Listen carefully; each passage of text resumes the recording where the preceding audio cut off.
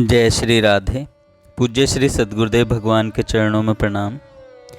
आज पूज्य श्री स्वामी राम सुखदास जी महाराज कहते हैं, एक चोर ने राजा के महल में चोरी की। राजा के सिपाहियों को पता चला तो उन्होंने उसके पद चिन्हों का पीछा किया। चोर के पद चिन्हों को देखते देखते वे नगर से बाहर आ गए। पास में एक गांव था। उन्होंने चोर के पद चिन्ह गांव की ओर जाते देखे। सिपाहियों ने गांव के बाहर चक्कर लगाकर देखा कि चोर गांव से बाहर नहीं गया, गांव में ही है। गांव में जाकर उन्होंने देखा एक जगह सत्संग हो रहा है और बहुत से लोग बैठकर सत्संग सुन रहे हैं।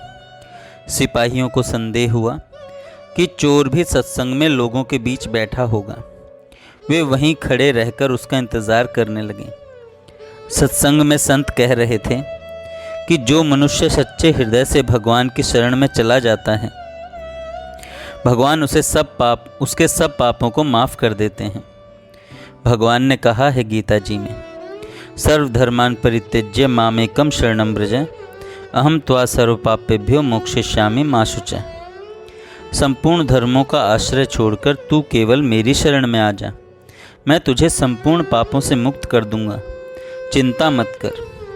वाल्मीकि रामायण में भगवान कहते हैं, जो एक बार भी शरण में आकर मैं तुम्हारा हूँ ऐसा कहकर मुझसे रक्षा की याचना करता है, उसे मैं संपूर्ण प्राणियों से अभय कर देता हूँ। यह मेरा व्रत है। इसकी व्याख्या करते हुए संत ने कहा कि जो भगवान का हो गया उसका मानो दूसरा जन्म ही हो गया। अब वह पापी नहीं रहा, साधु हो गया। अपि चेत्सो दुराचारो भजते माम अनन्य भाग। अगर कोई दुराचारी भी अनन्य भक्त होकर मेरा भजन करता है तो उसको साधु ही मानना चाहिए, कारण कि उसने निश्चय बहुत अच्छी तरह कर लिया है।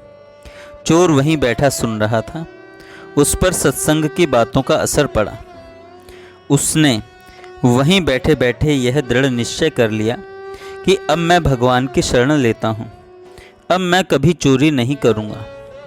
मैं भगवान का हो गया। सत्संग समाप्त हुआ। लोग उठकर बाहर जाने लगे। बाहर राजा के सिपाही सबके पद चिन्हों को देख रहे थे। चोर बाहर निकला तो सिपाहियों ने उसके पद चिन्हों को पहचान लिया और उसको पकड़ लिया। सिपाहियों ने चोर को राजा के सामने पेश किया और कहा, महाराज, हमने चोर को पकड़ लिया है। इस आदमी ने चोरी की है। राजा ने चोर से पूछा, इस महल में तुमने चोरी की?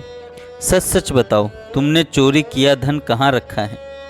चोर ने दृढ़तापूर्वक कहा, महाराज, चोरी मैंने नहीं की। मैंने तो इस जन्म में ही कभी चोरी नहीं की। सिपाही बोले, महाराज, यह झूठ बोलता है। हम इसके पद चिन्हों को पहचानते हैं। इसके पद चिन्हों से साफ सिद्ध होता है कि चोरी इसने की है। राजा ने चोर की परीक्षा लेने की आज्ञा दी, जिससे पता चले कि वह झूठा है या सच्चा है। चोर के हाथ पर पीपल के 2.5 पत्ते रखकर उसको कच्चे सूत से बांध दिया गया। फिर उसके ऊपर गर्म करके लाल किया हुआ लोहा रखा। उसका हाथ जलना तो दूर रहा, पत्ते और सूत भी नहीं जला। उसने लोहा नीचे फेंका तो जहां वह गिरा वह जगह काली हो गई। राजा ने देखा कि इसने वास्तव में चोरी नहीं की, यह निर्दोष है। अब राजा सिपाहियों पर बहुत नाराज हुआ कि तुम लोगों ने एक निर्दोष पुरुष पर चोरी का आरोप लगाया, तुम लोगों को दंड दिया जाएगा।